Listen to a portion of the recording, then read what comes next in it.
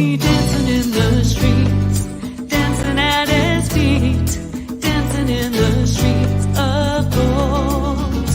We'll be dancing in the streets, dancing at his feet, dancing in the New Jerusalem. And we will sing Kadosh, Kadosh to the Lord of hosts, joining in the angels' choir, and forever we will be.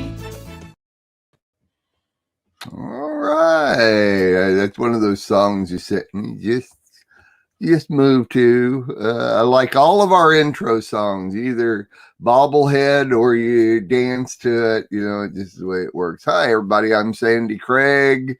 I grew a beard this week. I just decided not to shave.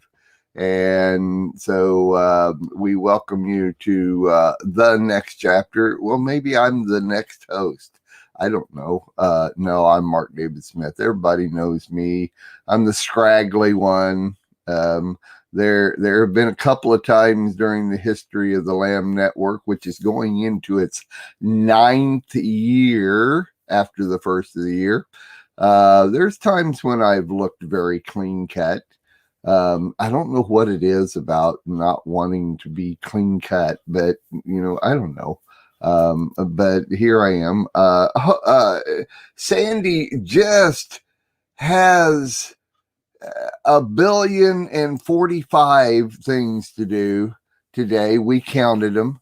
And so she has about, and she's waiting and on top of the 1,045,000,000 things to do, then, you know, she has to wait for another thing to do. And so we just said, Sandi, take a break.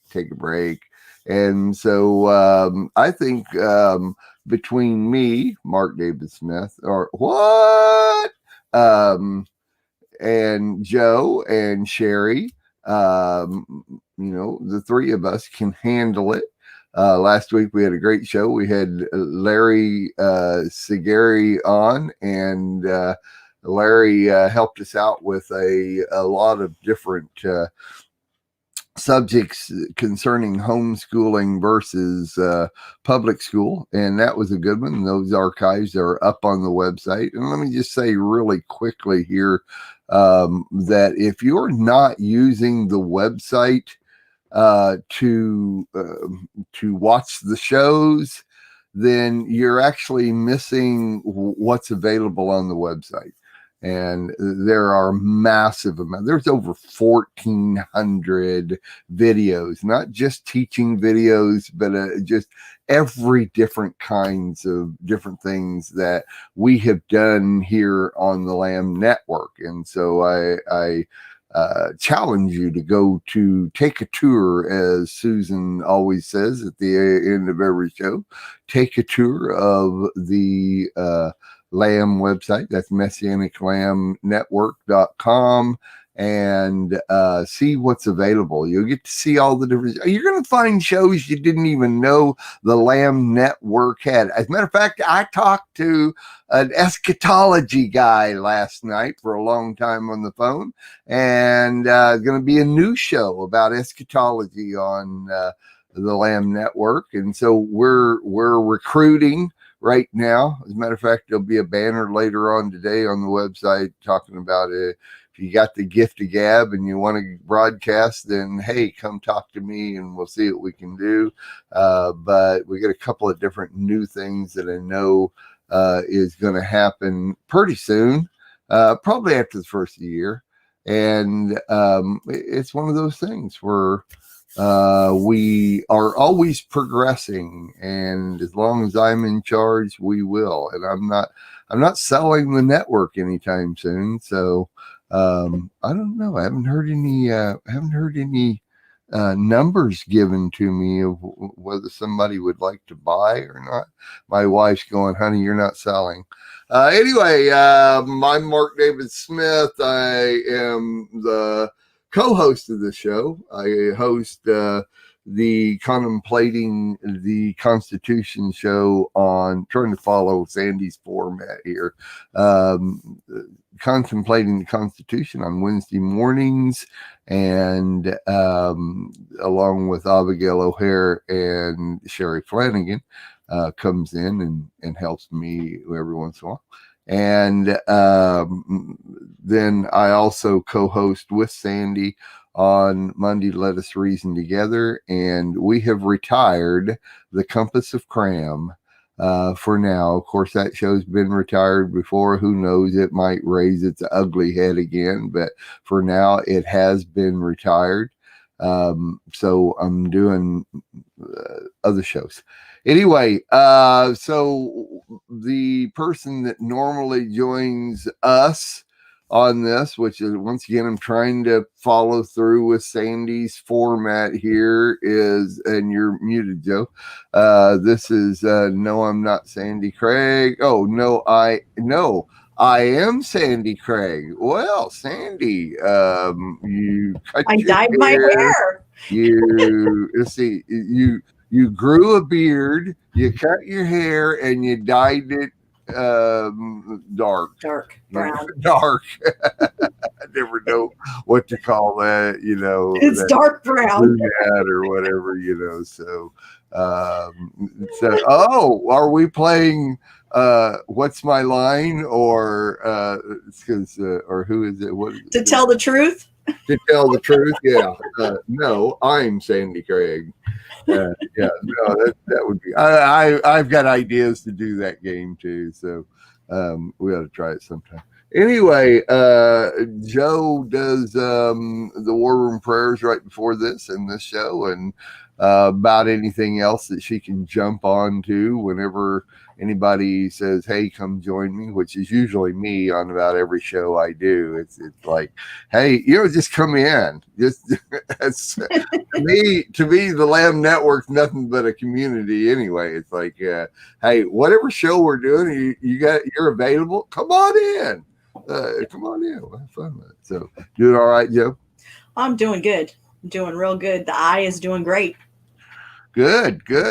Eye's doing great. We just need to get the other eye taken care of. All the better to see us with. Yes. Yeah, we're going to go with that one. All right. And also down here, and what would normally happen if Sandy was hosting is that I'd be coming in after Sherry, bouncing her from side to side. And so if I did that, we'd just all be fluttered all over the place. If I did that now, it only happens. Anyway, so Sherry, how are you this morning? I'm good. Right before this show, Joe and I do the Thursday War Room, and we just pray ourselves happy. That's why we're just happy little people. When we come on this show, we're like, woohoo, yay. Mm-hmm. That's what they do, right? Also, Sherry has a new series out. I think yesterday on Contemplating the Constitution, which Sherry helps me out on, we were talking about all of Sherry's past teachings that she has, and she has several different series that she's done. You can go on to messianiclamradio.com and just find Sherry's teachings there, and I think, what did we figure? You have like 42,000 different teachings on there. 41,000 somewhere in there. You got a lot. So I've never really. I have never really counted them. I haven't either. It started out, I needed to have one every week, and then I kind of, at least every week and a half or 2 weeks, There we go. That's right. That's right. And I really didn't know that I had that many until you start talking about it. Yeah, it took both of us to go research and find every one of them too. I only had a fraction of them listed. So anyway, Sherry's got a new one, a study in Hebrews, and I just posted the second part two, the part two. online. So if you don't have notifications clicked on YouTube, you're not going to find out about these things unless you're on the website. I mean, if you get notifications clicked on YouTube, then you will get it in your email or whatever you have set up. I don't know. I don't personally do it because I'm the one that posts them on there. I know what's up. But you can go to the website, which would even be better. And just check that out day to day. Just bookmark the website up into your bookmarks and click on it every day and go check out everything's new. I update it. Literally, I update the website 7 days a week. So don't tell me you can't find anything because I update it 7 days a week. Anyway, so we all have fun in our own way and doing different things on the Lamb Network. And so I had fun writing an email yesterday explaining the Lamb Network. And I love to do that because then it kind of reminds me, my gosh, we have a lot going on. So today, we're gonna kind of do the same thing we do, but we're gonna kind of do things a little bit different. And because I'm hosting, this is the way it goes. Sandy and I've been talking about doing games like Sandy and I used to do on Only Visiting This Planet, and most of the time, the little short games that we play are always fun, and they don't take very long. And but it like Sherry said before the show, she said, when you play games, you always find out that you know more than you think you do. And I think with me, it's like I find out all the stuff I don't know what I'm doing or don't think I know or whatever that is. And it's so funny because as my daughter was growing up, she loved to play games, but I didn't care. Today I do a little bit more board games. I just never liked to play them. So what I did was I created my own games. Hey, one of those in control, but I like playing board games. So, are you sure you're not related to my mother? Because she does that. I She plead did the that. fifth on that. So I had 3 games ready, and Joe said, let's do Torah or not Torah. So we're going to do Torah or not Torah today. And the concept of this game is that I'm going to read a statement. I'm not asking a question. I'm reading a statement. The statement could be literally a verse out of the Bible, but it has to be in the first 5 books of the Bible, or it's not Torah. It's Torah or not Torah. And they're going to tell me whether or not they think that statement is right. Is it Torah? Does it apply to Torah, or doesn't have anything to do with Torah? And that's the first 5 books. So first one. The Sabbath was only to be kept on the 7th day unless another religion was formed based on Judaism. Torah or not Torah? Not Torah. Not Torah. Gosh, you guys are you may just be too smart for this game. Yeah, okay. My response to this that I have written and what comes on the cards is, though most people think so. So, that's more of the response. Okay. Number 2, the first day of the 2nd month following the Exodus from Egypt was a Rosh Chodesh. Torah. The first day of the 2nd month Torah. following the Exodus from Egypt was a Rosh Chodesh. I have no idea. So, what do you think, Sherry? I think it's Torah. That's the Rosh Chodesh is the new moon celebration, which is on the first day of any month. That's the deal right there. It was a little tricky because the first day of any month is Rosh Chodesh. So see, there you go. Everything. What? It was a trick question, though, Joe. I went, that's a trick question. Yeah, no, it wasn't a trick question. No, never mind. It doesn't make it. Okay, number 3. The priests serving the children of Israel were required to wear underwear. Well, in some ways that is Torah, but it's not Torah. It's Torah. It is absolutely Torah. Because they had to wear all this stuff. So yeah, it is, but that's funny.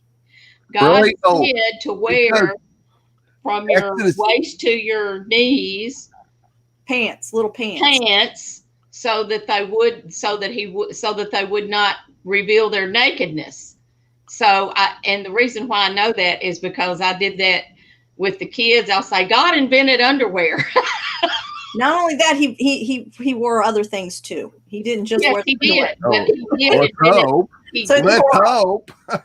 Yeah, well, they had to go up the steps, and that was the thing with the pagan people. They wanted to. Well, I'm getting off into something, but anyway, that's what they did. Is they exposed themselves to people when they went up down the steps. So God said, "Don't do it." Yeah, Torah. Okay, Exodus 28:40. For Aaron's sons, you shall make for them linen undergarments to cover their naked flesh, and they shall be on Aharon and his sons when they go into the tent of meeting or when they come near the altar. So yes, it's actually required. It was commanded for them to wear underwear. But it doesn't specifically say to wear underwear. I'm just using the opposite end of the spectrum. Yes, it is Torah though. Okay. God invented underwear is the bottom line. Next question. It's a good thing. So when I talk to Sandi after the show and she says, "So how did it go today?" Well, we talked about underwear. You know, There you have it. We're all right. We're good. We're All good. right. No subject taboo that's in Scripture. Trust me. Okay. Last one. When somebody recites the Shema, if they are west of Jerusalem, they must face east. If they are east of Jerusalem, they must face west. Torah or not Torah? When one recites the Shema, if they are west of Jerusalem, they must face east. If they are east of Jerusalem, they must face west. Torah or not Torah? Not Torah. No. Joe? You always face east. I don't think it is because you can face east no matter what. Because it's anyway, it's not Torah. Not Torah. It's the basics of Well, it. if you said it was Torah, then I'd have to say, show me. Yeah, that was a trick question there. Not a trick question. To me, it was a trick question because I'm trying to figure out. I know you're supposed to face east, and I'm going, but you don't face west. And if you're flat earther, If you're a flat earther, then yeah, that one applies. That's right. Well, see, Mark, I'm a flat earther. I see. I get. Okay. Well, I have the Torah, not Torah, just for you, Mark. Peter, Paul, and Mary. Torah or not Torah? Peter, Paul, Mary. No, not Torah, because they were in the New Testament. Not Torah. You can't trick the guy that made the game. So. All right, the game is going to be produced again. As a matter of fact, I'm soon after the first of the year. There are many things that my You Lord prayer books are going to be republished and sold, and the Torah not Torah games are going to be sold along with a couple of other different items. But so bringing that back, and so look for it after the. Maybe we ought to have a game show, just like once a month, a game show. You know what I would love to, Sherry. The only problem is the one of the main reasons that I shut down Compass of Cram. I can't get anybody to come on the show. It's kind of the same thing with Only Visiting This Planet. People just stopped being guests on the show, and Sandi and I can't do the show without guests. And I won't do a show by myself. And it ended up last Monday night that it was just Daryl and I. And so Daryl and I talked after the show, and it's kind of like every week it's like pulling teeth to try to get somebody to come on the show and talk about these subjects. But We won't get into it, but anyway. But So I want to that's the say, problem. I would love to do a game show. We've had that idea from the inception of Lamb Radio, and it just doesn't work because you're begging people to come on and play, and so that's why I say, on this show or on Monday Reason, which is what I'm on, we can insert some of these things in there and have fun with it. Go ahead. what I was going to say was the Torah or not Torah game. If you do not own that and it does come up on the website to purchase it, guys, purchase it. My parents purchased a game like that. It was a little different. It's like Trivial Pursuit, and they really liked that. So I need to remind my parents about the Torah or not Torah, because I had told them before and they didn't see it at the time, and they really want to get it because it teaches your children Torah, first of all, and it's a good homeschoolers out there. Great game for your kids. The second thing I have a question for is the Big X coming back as well. The Big X is available. All you gotta do is ask me for it, and I'll give it to you. Very good book for homeschoolers, and it's about the Greater Exodus, and it's a fictional, but yet there's a lot. If you like a good fiction that brings truth, Big X. I'm sorry, Mark. I love that book, and I've sent that book to a couple homeschoolers to test it out, and they said thumbs up.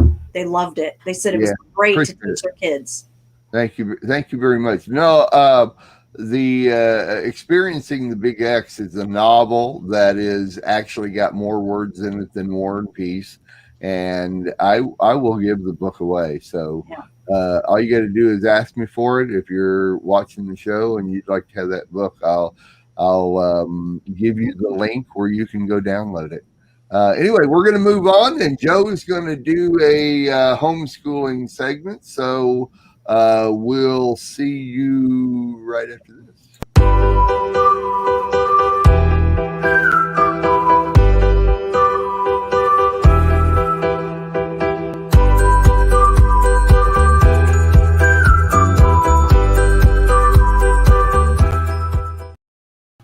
So my topic for today is like survival stuff. Have you been teaching your children survival? Like if a hurricane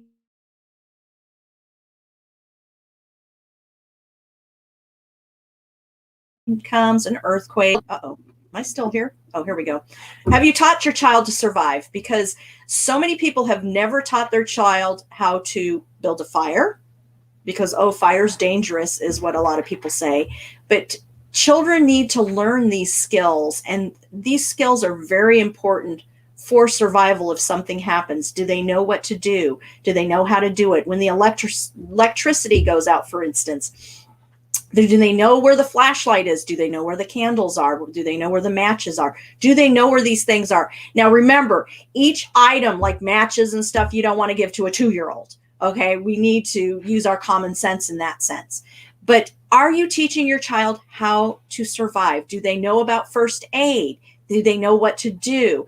Have you taught your child, even like the younger ones, that if something happens, like mommy really gets hurt, have you taught them to dial 911 and let them know how to talk to a 911 operator and say, my mother is hurt, and so on and so forth? There's been lots of videos where you've seen young children do that, and it's wonderful. But also building a fire because you're out somewhere and you need that warmth. How to build a tent. I watched a video a couple weeks ago that was really interesting. A family decided to teach their children for the weekend about how to survive in the cold if the electricity went out. So what they did is they turned their electricity really, really low, and they made sure their pipes and everything was okay. And what they did is they ended up showing their children how to set up a tent for warmth and putting everybody in that tent and how to survive in a situation like that for the whole weekend. And each individual child was taught an individual job. One child was taught, how to boil water. Another child was taught how to start the stove. Each child, for their different level of education and age, was taught these things. Are you teaching your child how to prepare? Are you teaching your child how to prepare for, a situation where somebody gets hurt and cut? that they know where the first aid kit is, and they know how to, fix a wound, clean the wound. Have you taught your child that? Now, again, some of these things are for older children. Some of them are for young children can do too. Because you can have a young child, and teach them where the first aid kit is so they can bring it to you.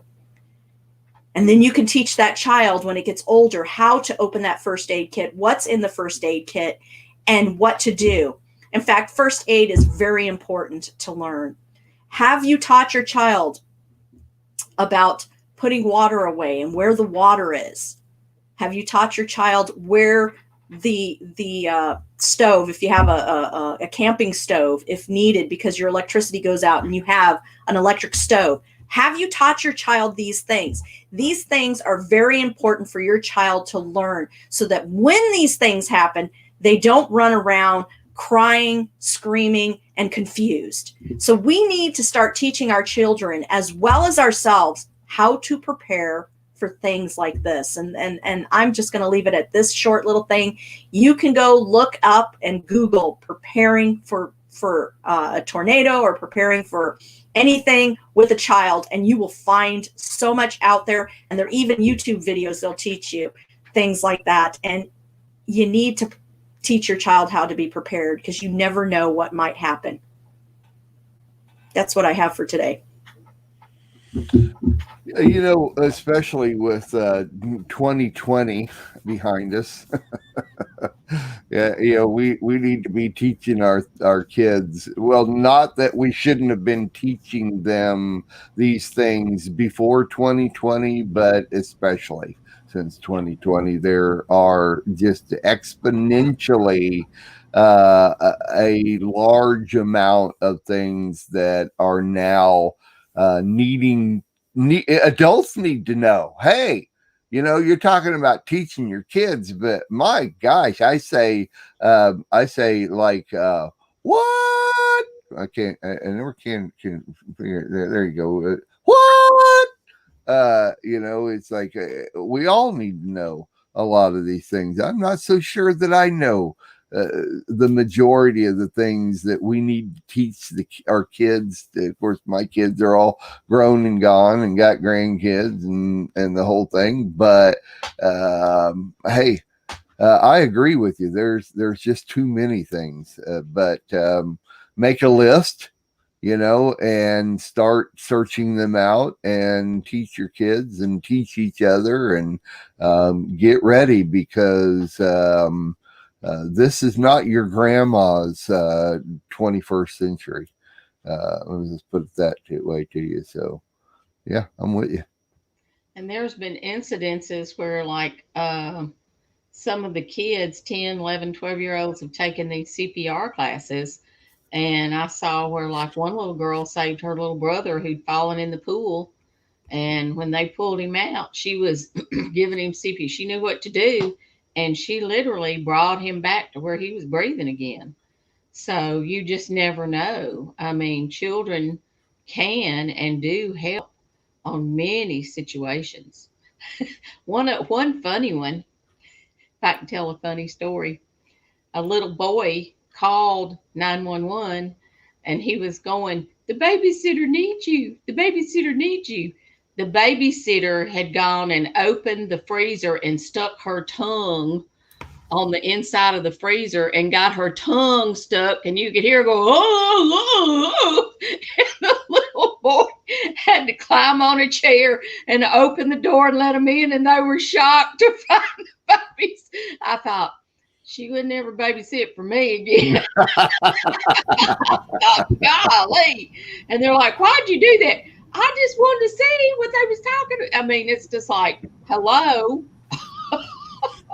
So that was a 911 call from a 3-year-old to save his babysitter from a torn off tongue.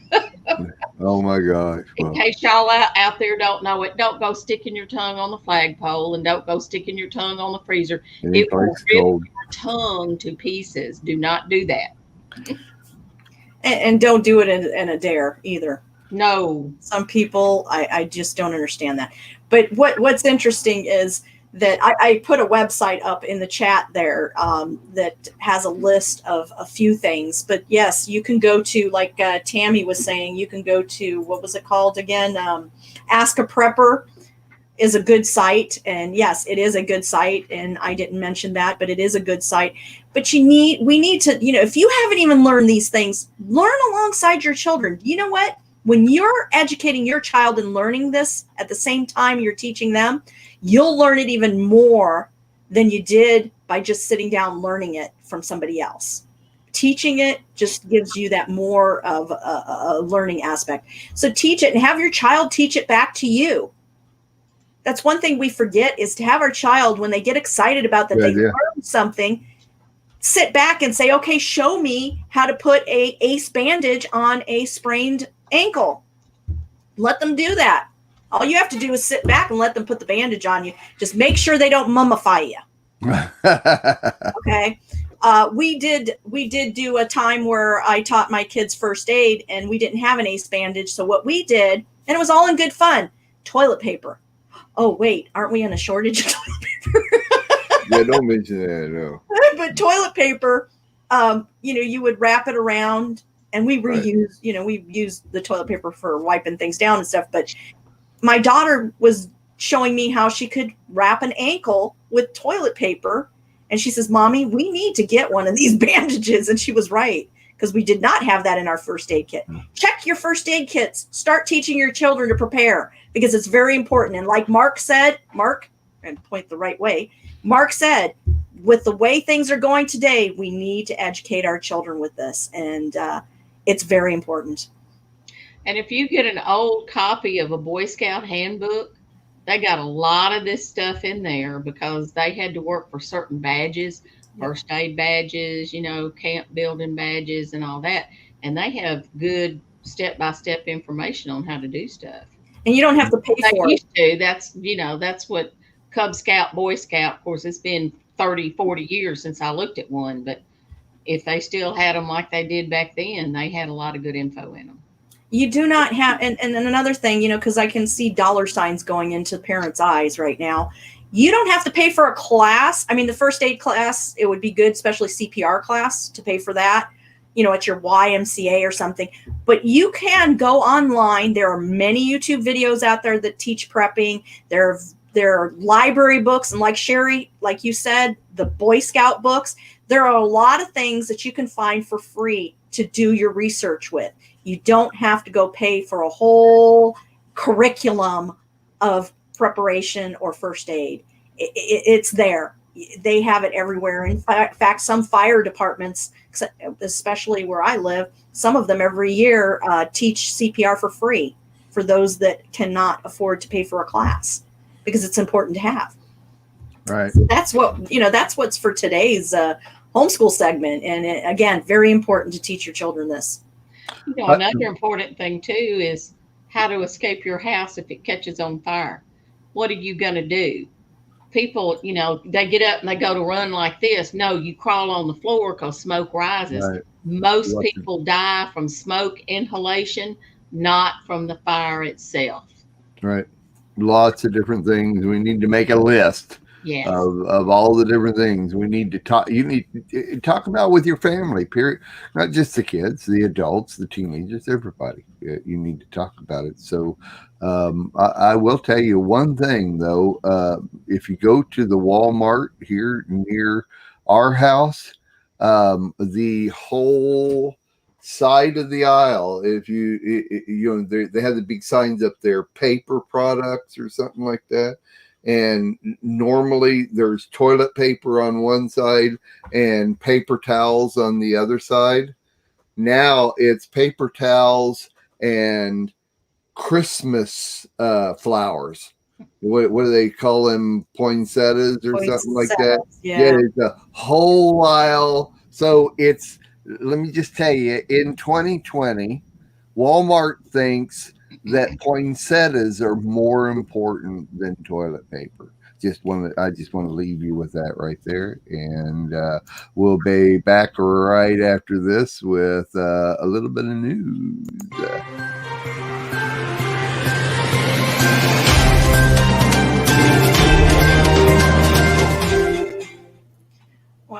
here's the news that I have for today. This article is called Transgender Activist. All children should be given puberty blockers.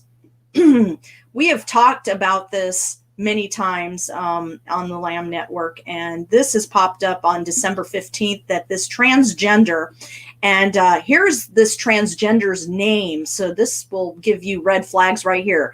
Xenia Adult Demon Female. Yes, that's what they call themselves on Twitter. It is a man, he was born male, that considers himself a female, that says, if children can't consent to puberty blockers, which pause any permanent changes, even with the relevant professional evaluation, how can they consent to the permanent and irreversible changes that come with their own puberty with no professional evaluation whatsoever?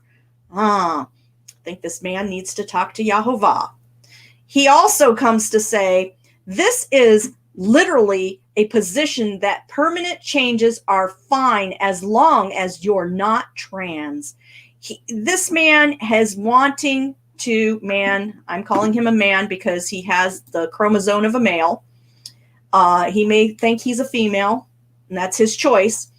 But he is sitting there saying that our children, all children, not just children that say that they think that they're a boy or a girl or whatever, but all children should have puberty blockers. And I'm sitting there going, really? Yeah? Our God created our bodies. Our God created our bodies for good. And he created our bodies to do the things that they're supposed to do. And one of the things is to go through puberty. Now, this day and age, we've had puberty issues where the children have some children are going through puberty a little bit early. And that's because of some of the foods and everything. And that's a whole nother ballpark there and a whole nother discussion. But this whole thing about the puberty blockers that you're going to have your child take from the ages of 10 to 17. I did some research on puberty blockers. And the interesting thing about it is these doctors are sitting there touting that, oh, it's okay, you can change. If you decide that you don't want to be, let's say I decide I want to be a man, okay? I decide I want to be a man, so I take these puberty blockers, I'm a boy now, and all of a sudden I decide, you know what? I decided I want to go back to being a girl. That you can stop it and nothing's going to happen. There will be no drastic change. That is untrue. They are testing our children with things that should not be tested on children or anybody, in fact.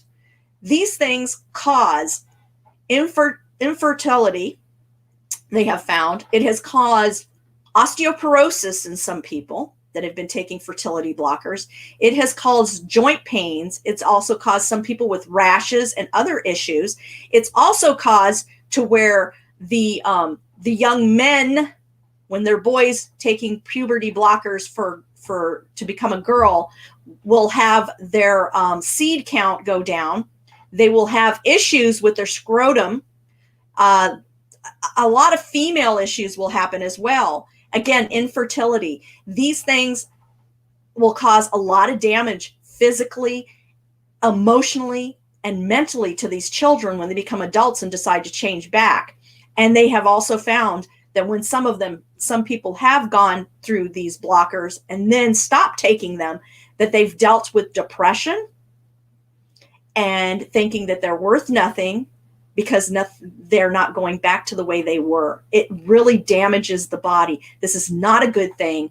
We need to stand up. We need to speak this out. We need to start defending our children because our children are being attacked every day, starting from a child in the womb to a child that's starting puberty. We need to stand up for our children, and we need to do it quick. And we've talked about I think it's the HR 5, Mark, is that correct? Okay, so yeah, we've discussed it on Lamb Radio. You can go to messianiclambradio.com and you could find these HR conference talks that we've talked about. It's a bill, HR 5. There's a lot going on in that situation that they're loopholing things in there.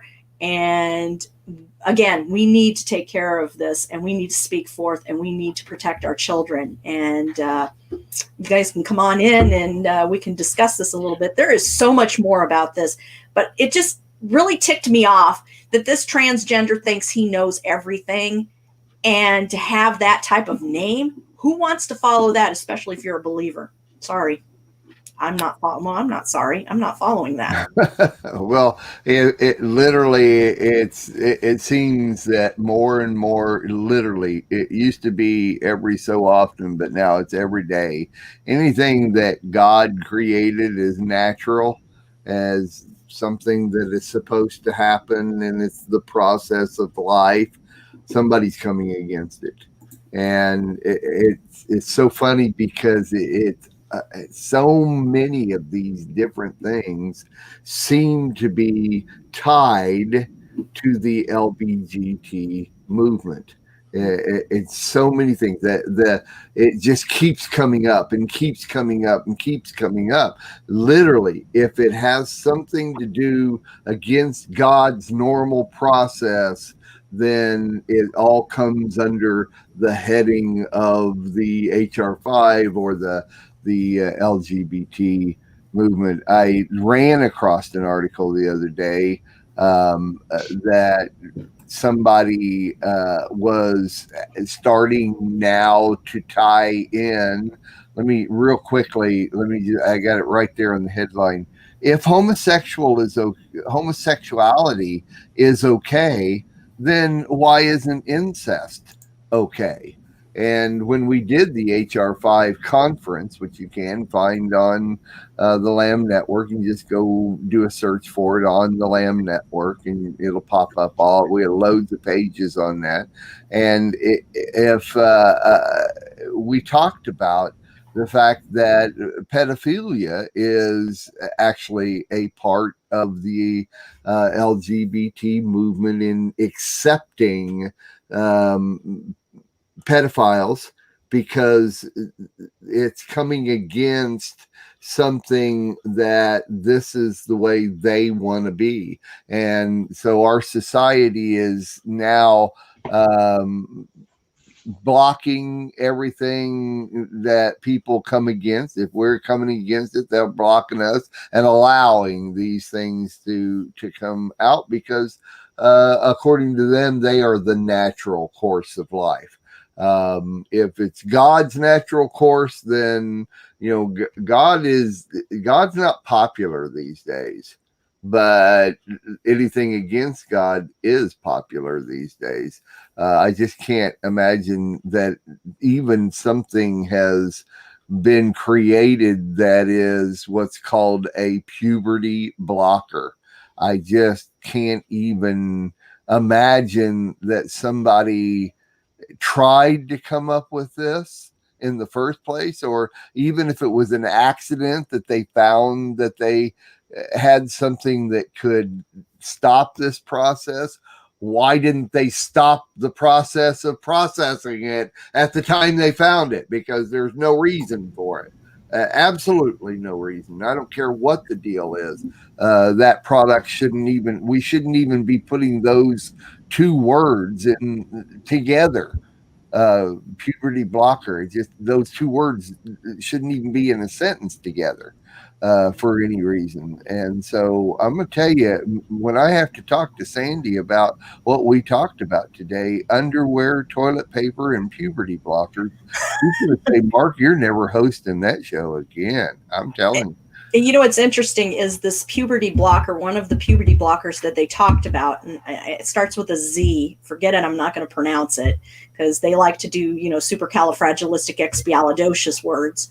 So anyway, this puberty blocker, what was used for it to begin with was prostate cancer, was to help men with prostate cancer. And it was also to help with other items, but they found out that this helps to block the hormone that gets triggered in for puberty.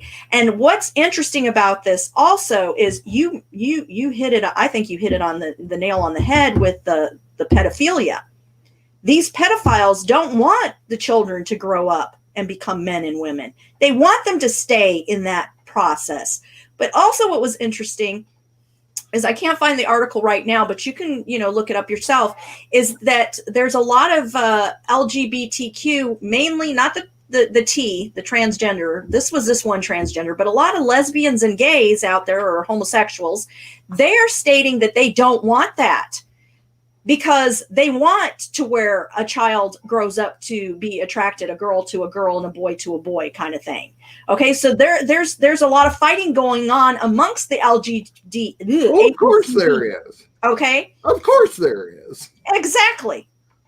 It's a mess, but we need to step up and speak out, because this has been going on so long. Not just with the transgender, but also with the murder of our children. And we need to save it's time to step up and save the children. In fact, Matthew, I'm going to read this because this is Yahovah's word. Matthew 18:6. And whoever ensnares one of these little ones who trusts me, and many children, they know him, it would be better for him to have a millstone hung around his neck and be drowned in the open sea. Right. Yep, that's good. And don't ever say the mafia isn't biblical. Sherry got it. Go ahead, Sherry. In the words of my sweet grandmother who partially raised me, have we lost our cotton picking minds? I mean, have we just lost it? I mean, not often Chatty Cathy here is at a loss for words. I'm with you. Yeah. I'm like, have we lost all sense of direction? A boy is a boy, a girl is a girl. It's in their DNA. It's in their chromosome. You ain't going to change it. You may change the outward look of the body, but you ain't going to change it. Mm-hmm. Get over it. Mm-hmm. And, it says in scripture, I'm fixing to get out some real heavy water here. Male and female, he created them. It wasn't until they took the female out of Adam. So you can have males that are born with the nurturing part, or you can have females that have more of an outdoorsy, go get them type thing. It doesn't mean they're not a female or a male. It just means they have, different traits. Everybody's different. And we seem to think, oh, that little boy plays with the doll, there must be something. No, he just has more nurturing traits. That's just his personality. Get over it. It's a boy. He's liable to grow up, be a stay-at-home dad, and his wife goes out and works. Who knows? But I mean, we try to stereotype kids and put them in boxes, and have we lost our cotton picking mind? And I'll tell you, I heard someone say that they saw Yeshua, and I don't know if you put it that way, but he's really mad about this. He's really hot about this one. Probably because it is corrupting children. A child cannot defend themselves in a lot of ways. You can stand up whatever you teach them, they're going to believe you most times, unless someone's there to present a counter argument. Mm-hmm. And so it is a corruption of children is exactly what it is. We're murdering our children and we're corrupting them. Don't send letters to Messianic Lamb Video Network. I have the right to free speech. This is my opinion. They're nuts. They're just nuts. And they're showing stuff out there. They're proving that kids, that 11-year-old cannot make the choice of going through puberty or not. And they have shown that some of the kids that have had that and then got up in their 20s bitterly regretted that they did it. Mm-hmm. They don't have the right, the whole thing is wrong to begin with. A boy is a boy and a girl is a girl. So what if the guy likes to cook and likes to take care of the kids? Big deal. He's who cares? Doesn't mean he's weird. One of the things I was thinking about, you brought to my mind, is that, there is probably no greater hurt in an adult's life than to lose a child. Okay. It's just, that's just not the natural order of things. Mhm. But so when I think of puberty blockers, and it's determining how that child grows, then what greater, my gosh, that's just like right next to literally having your child die. It's all but having your child die, because you have just set a course for that child that is not the way it's supposed to be. And it's like, I just can't imagine. I just can't imagine. It's stunting their growth. I It's can't to imagine. me, it's abuse. Okay. Now I'm going to ask this question because this transgender Xenia, I'm not going to say the rest of her name or his name, says if children can't consent to puberty blockers, which cause any permanent changes, even with the relevant professional evaluation, how can they consent to permanent and irreversible changes that come with their own puberty with no professional evaluation whatsoever? So what, I find, I'm like going, huh? Because, this is a natural order, sir. It's a natural thing. That's like going and saying, well, a cat, she shouldn't go and mate with a male cat and have babies because that just, she doesn't understand what she's doing.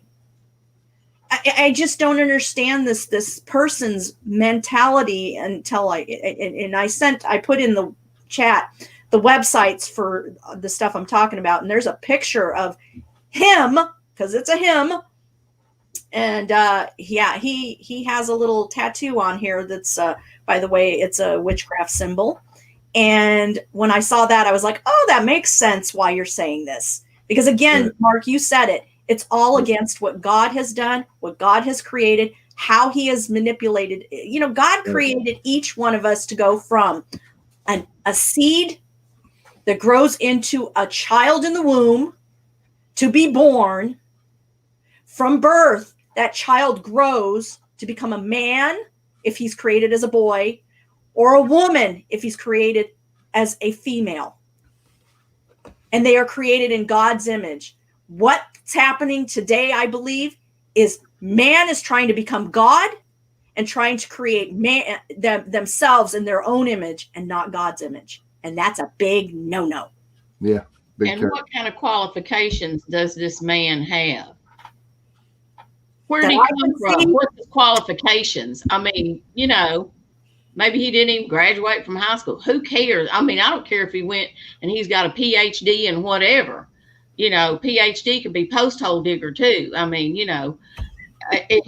common sense.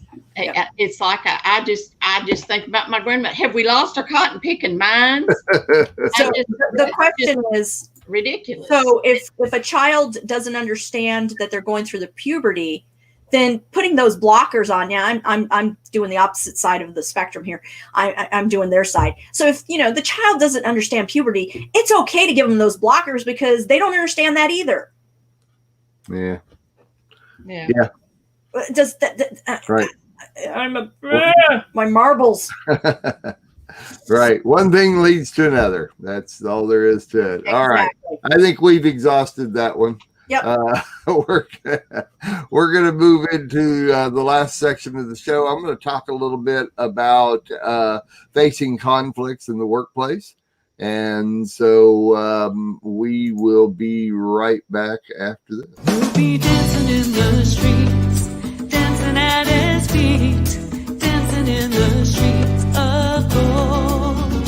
We'll be dancing in the streets, dancing at his feet, dancing in the New Jerusalem. And we will sing Kadosh, Kadosh to the Lord of hosts, joining in the angels' choir, and forever we will be. All right. Well, my name's Mark David Smith, and I'm the owner of the Lamb Network. And in some realms, this is my workplace, as it is right now. I'm 66 years old. I have Most of my life, I've been in business for myself.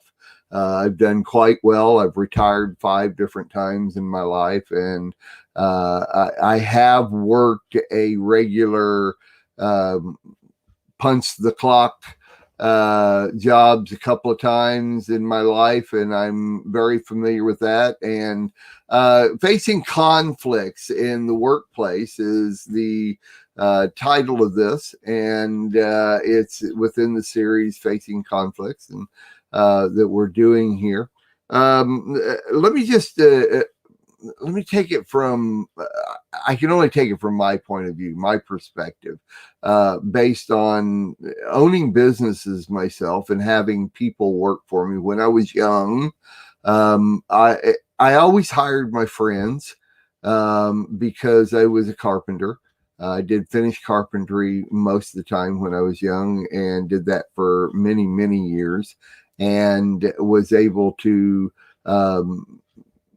control the environment. And that really is what happens when you're facing conflict in a workplace environment, whether or not you're in business for yourself, or you're working for yourself, or you're working for somebody else. You're punching the clock, and they're taking the taxes out, and somebody is in charge over you. The whole thing, it makes no difference. What has to happen is the environment needs to be under a specific control, and that control has to coincide with your personality as it deals with other personalities. And that really is the bottom line, as far as I'm concerned, from my perspective, is how you can face specific conflicts yourself. It boils down to, how do you face those conflicts? And if you're the type of person that you are real picky about who you hang out with, and who your friends are, and that type of thing, then at work, which you normally, if you are, let's just take it as punching the clock type of job, then you really have no say in who's being hired, who you're working with, and what those personalities are. So you have to adapt to those situations. So if there is conflicts, you have to be the bigger person and adapt to that conflict, and change the conflict based on the Word of God. It doesn't mean you have to throw the Word of God in their face and say you're wrong because the Word of God says this, because most of the times we work in environments where rarely more than you, maybe one other person, really does adhere to the Word of God and follow godly concepts. So there's a lot of give and take when it comes to conflicts in the workplace. And once again, I think the real key is to understand that you have to be the bigger person, and sometimes you have to compromise. Sometimes you have to just totally give in and let the conflict work itself out, as it may be behind the scenes. I think we all, as mature human beings, know that conflict in most areas eventually work themselves out with time. You give it some time and let it run its course, and don't push the matter. Never push a conflict. Never push it. Never feed a conflict, ever. There's no reason to ever feed a conflict by, what I'm saying is adding to it. And I think that really does, in essence, cover the punch a clock scenario of facing conflicts in a punch a clock workplace. Now, once again, most of my life, I have owned my own businesses, and I I can regulate who works for me. It really does come down to personalities and the abilities to do whatever it is I'm doing, whatever business I own, whatever business I run, and the people that work there. And it goes back to even the punch the clock type scenario in a workplace is that you have got to hope that and put a trust and respect into the person doing the hiring, whether it's the owner or whether or not it's a supervisor that hires, that maybe you could put some input into who's being hired and personalities that are being worked there. In my once again, when I owned my own business and I had employees, I already knew ahead of time what the situations might be that we were going to have to run into a conflict. And so most of the time I was able to talk it out, and most of the time I'm able to hire someone that is in the same faith that I'm in. So it's easy enough to use the Word of God then to work on conflicts and work through conflicts through what it is.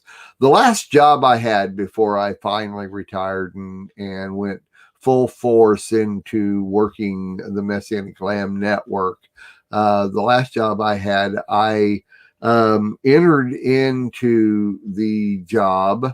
It was a retail job, a multi-million-dollar retail store. There were two stores that the owner had, and I was the operations director for those stores. I worked behind the scenes. I was not a salesman. I'm not a salesman per se. I can do it, but I worked behind the scenes, in the background. And within 9 months after starting this job, the owner came to me and said, "Look, it's pretty obvious that you can run this place. You're already running it on base salary, and I don't believe that's right. So I am bumping you up to the operations director and in charge of both stores." So within 9 months, I was already running both of the stores, and I did that for 5 years, the next 5 years after that. So I actually was in charge of hiring and firing also. Came down to what we needed for the store when we needed someone. I was very, very, very picky on who I hired and made sure that those conflicts were as minimal as possible. I have to give an example. It was one of the people that I hired. I had several different people to pick from, and I ended up picking a young guy that I almost knew he and I were not going to we were going to bump heads. I almost knew it, but yet he was the best one for the job. I ended up hiring him, and the whole last, I think, 3 years that I was there after I hired him, we constantly had conflict, but it was every time we came out of that conflict, we shook hands and agreed to have respect for each other. And it just simply, it comes down to approaching any conflict you come with, whether in the workplace or just in regular time or in a congregation. You approach it with a mature reasoning ability between the two of you, and you come to whatever you need to do, and don't ever try to be the one, even if you're in charge, like I was for most of my life. Everything that I've done, I'm the one that was in charge. I never tried to usurp my authority over everybody. I had to stand my authority, but I always worked out with the other person and listened to what they had to say, because if you're in a conflict, the other person has a value to how they think about the situation, and you must look at that person as having value, and their thought process, their reasoning process has got to be of value to you, and listen to it. Use the word of God for yourself, but never push that on anybody in a workplace ever. It's just not right. It's not done. It's not of God. But you have to stand up to your principles. So that's my basic facing God in the workplace. So why don't you guys come on back in and give me your opinion? Am I just as whacked Mark, as I can be, or what?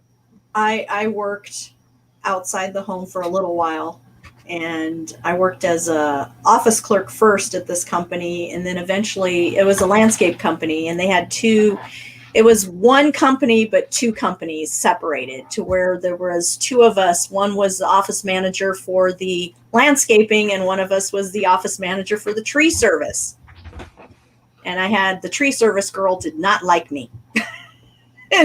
And so she would always try to push things on me and tell me, well, I'm the manager of the whole corporation, so you have to listen to me. I kept quiet. I just did my job diligently and didn't say a word, till one day the owner of the company came up and asked me some questions. I did not lie, but I did not say anything nasty about the woman. All I said was, he looked at me and says, wow, you can't seem to be getting your work done, all your office work done. I had a stack like this of what they call walkthroughs that I had to type up, okay, and contracts and everything. And I said, this much of it is landscaping. This much of it is tree service. And he looked at me and says, what do you mean? I says, oh, I'm just helping this person out. She seems to be overloaded. So he went upstairs to check on her and found out the truth.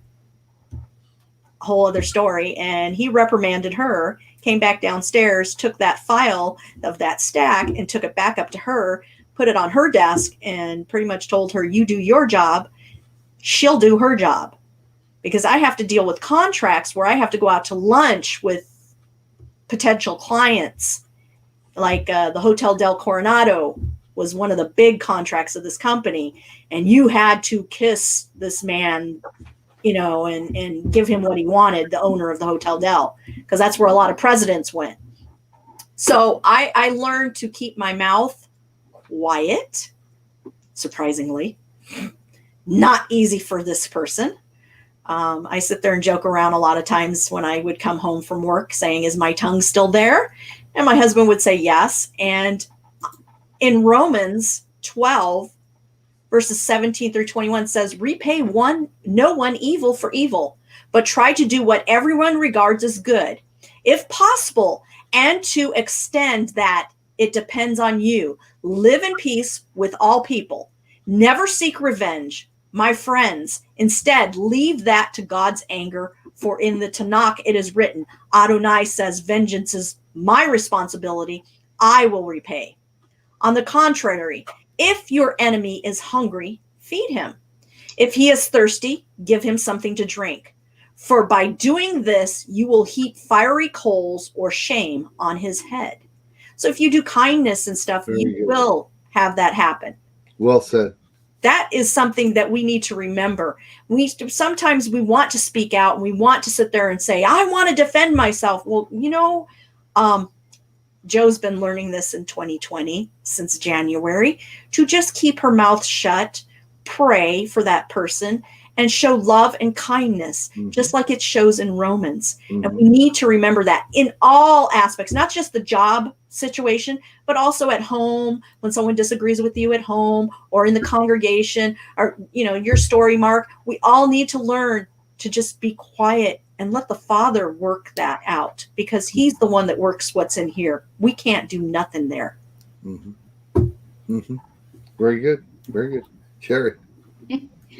I worked for years under conflict from different people, but I believe it was to help perfect and mature me. Sometimes we're put in situations to work with people, and I mean, I just, you know, one of the things was I worked with the girl. Over a series of time, I was asked to form a department, and then that was built upon this. And I had a girl that was working with me, and she, I guess, got to where she just didn't want to work in that department anymore, and went to the boss, told the boss that I did not know how to do a specific report, and that she didn't have enough to do. She was bored. Well, the boss comes over there and swaps our desk out for stuff, and I'm like, what's going on? And then calls me into the office and starts telling me what she said. And I looked at her and I said, well, the report that I supposedly don't know how to do, I'm the one who wrote the rules and the regulations on how to do the report. I was asked by your boss to develop this report. And her eyes got this big, and I said, another thing, if she doesn't have enough to do, then why does she have all this overtime?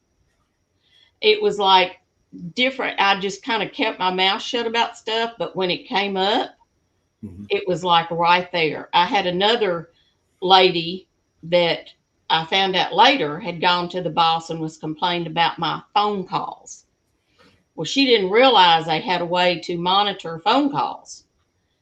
And I got called into the office. Well, she come back out of the office mad and said, she said, they want to see you. I'm like, okay.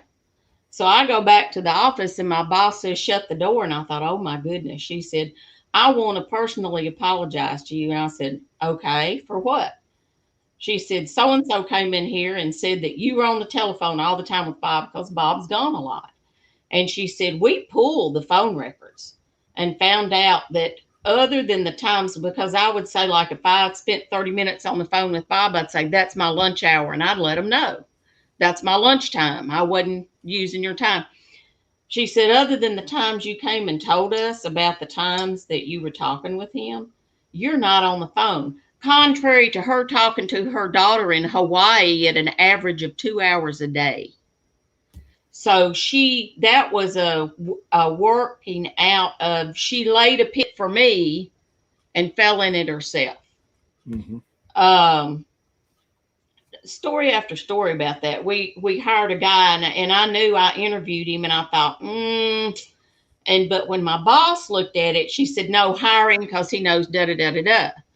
I knew he was going to be trouble, but I thought, no, that's just me. We'll just work it out. And I heard him on the phone telling people, some of my clients, how stupid I was and how dumb I was and all this stuff. And I thought, that's interesting. I mean, things were revealed of what he was doing behind my back. And he went to the boss. The boss called me in the office and says, well, so-and-so brought this letter.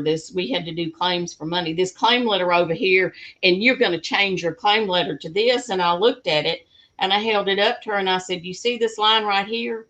I've already talked to compliance about this. I just had this taken out of our letter because compliance said it was not covered by all the stuff. It was not legal. It had to be reworded.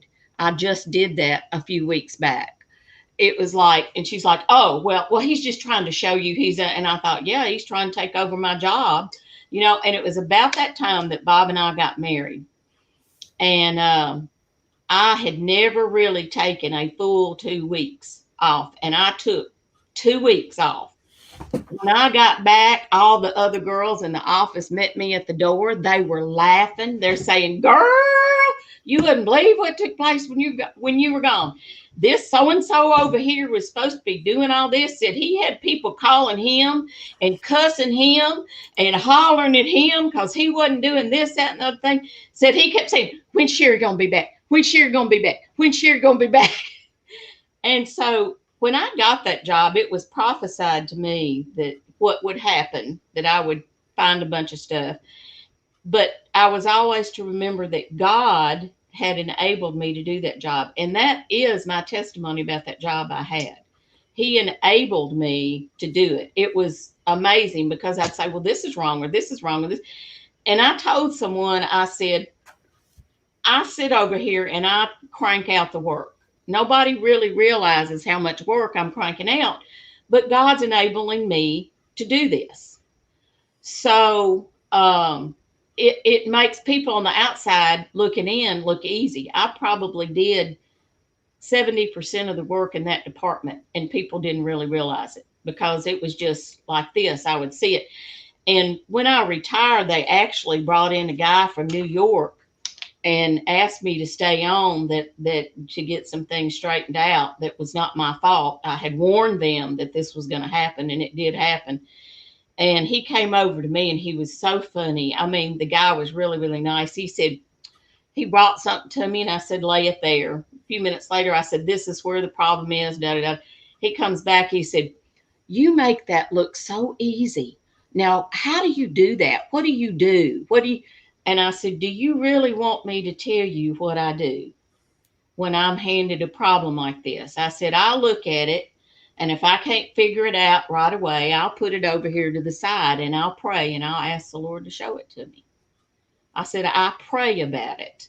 He looked at me, he said, okay. And I said, and God shows me where it is. Okay. And he went back to his desk.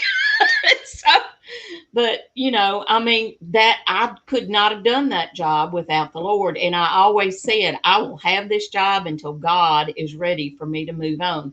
And I cannot tell you how many people came up and tried to stab me in the back. And I watched God turning on them.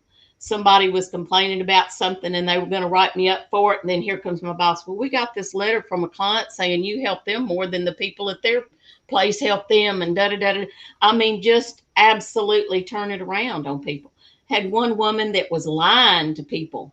I had to ask questions about certain entries, and by the time I'd leave her desk, she was one of my bosses, and walked over to the desk. The other person, she was on the phone telling them I was trying to cut their throat and do them in and don't tell me nothing. Yet I still figured it out. I couldn't figure out why people didn't like me. But it was because of all her lies. And God had told me right when I first got that job, he would remove one and shut the mouth of another. And I saw him remove one of my bosses. And that woman was the one that he shut her mouth. Because we had, I started getting rewards from the upper bosses for the things that me and this other lady were doing. I mean, but it was several years of conflict. But I have to say this, it caused me to throw myself on God more. It caused me to control my flesh. And because I guess I'm going over long. I don't mean to do that, but it did cause me to crucify that flesh and respond in kindness. And I finally did. One lady, I went to the boss. I said, I'm officially telling you, I really don't like being alone with this lady in the room. And they moved us into with the group of people. But the personnel lady told me, she said, I asked your boss, did you report a lot of people? She said, she don't report nobody. This is a big deal. So, but, it was just, I always had to keep in mind, I can't return evil for evil. I wasn't really working for them. I was working for the Lord. So I had to do it right because I knew I worked for him. I mean, it's our perspective when we're under strife like that. And I know that God was always faithful to me. And when it was time for me to leave, I knew it was time for me to leave and go on. They replaced me with 5 people. So, ended up replacing me with 5 people. So anyway, just wherever you are, if you're going through the fire, know that the fire gets out the dross. And how are we to respond? We're not responsible for what people do to us. We are responsible on how we respond to them. And I'm not saying I'm any great saint, because let me tell you something. There were some times I failed the test, but that was kind of as believers, we want to please the Lord. And I see that scripture. He reigns on the just as well as the unjust. He sends rain to the just and the unjust. So we have to be merciful if we want to get mercy. And I ended up praying for my near everybody there. And they thought I was a nut. They were going to send me to whatever you call that. What do you call it? Where they try to tell you you're okay, I'm okay, and all that kind of stuff. They said, we're not even going to send you. Huh? Psychiatrist. No, it was psychiatrist. Diversity training. That was it. And they were sending everybody, and I got called in the office and said, we've already figured out it's not going to do you any good. So I'm like, I don't ever say anything to anybody. They're like, going back to your desk, we're not sending you. All right. Well, thank you so long. I'm sorry. Thank you, ladies, for your input. Really appreciate that. I hope this does. Somebody finds this if they're having conflicts in the workplace, and all of our little things will help them out on that. And so I appreciate your input on this. So I have no idea where Sandy's going to take this next. So we'll find out when we come back. Joe may be here next week. She may not. We'll figure it out during the week next week about the next show. According to my calendar, the 31st, New Year's Eve, may even be a little iffy too, but hopefully we can continue on here. So once again, thank you, ladies, for everything you do and how we put this together in our format, the whole thing. So we will see everybody in the by and by, and bye-bye. We are richly blessed to bring you what we believe is the fullest, most diverse, yet up-to-date progressive teachings, discussion, and prayer programming you can find anywhere on this planet.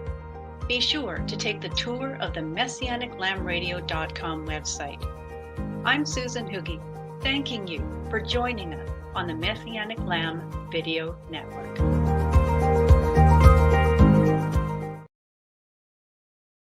We'll be dancing in the streets, dancing at his feet, dancing in the streets of gold.